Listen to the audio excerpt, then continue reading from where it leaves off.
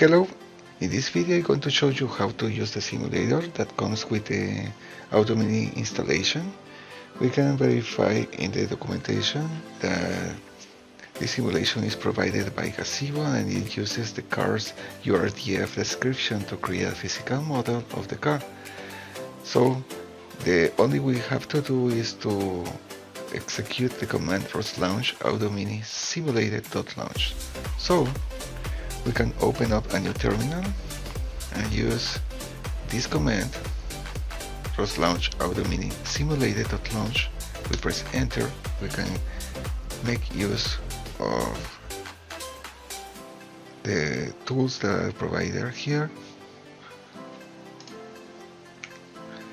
Verify that the Autominy car is available here.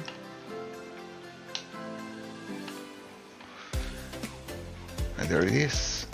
This is our vehicle.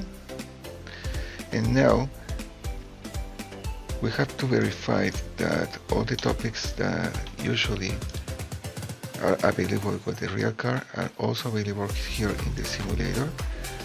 So we can open up a new terminal. And here we are going to obtain the list of all the topics that come with the simulation. So we use the command ROS topic list. And we can see that all the topics, because in the simulation we have access to all the information as if we were using the real vehicle. All the topics are available here.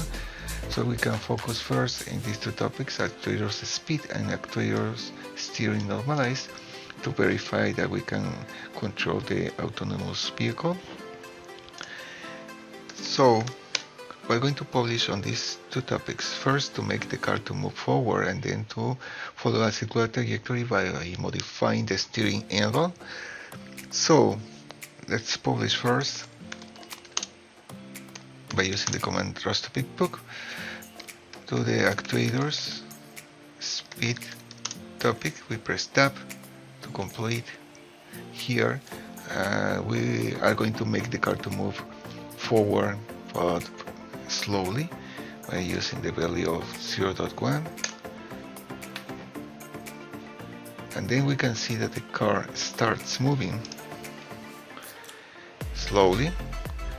At this moment we can use, or we can publish to the steering angle topic, that is actuators steering normalize. Press tab to complete, and we can make a complete change to the left. So we observe that the car starts moving to the left, and we can also modify again the value of the speed to make the car to move faster than before. So let's say the car is moving faster, which demonstrates that we can control this car by means of his topics.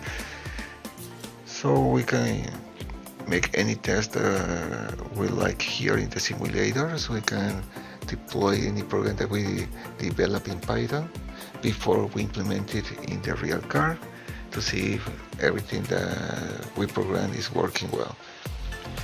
This is the first test with the simulator. We can continue using all the topics that are available with the car to verify that all the information in the simulator is as if we were using the real autonomous vehicle. And that's all for this video. Thank you for watching.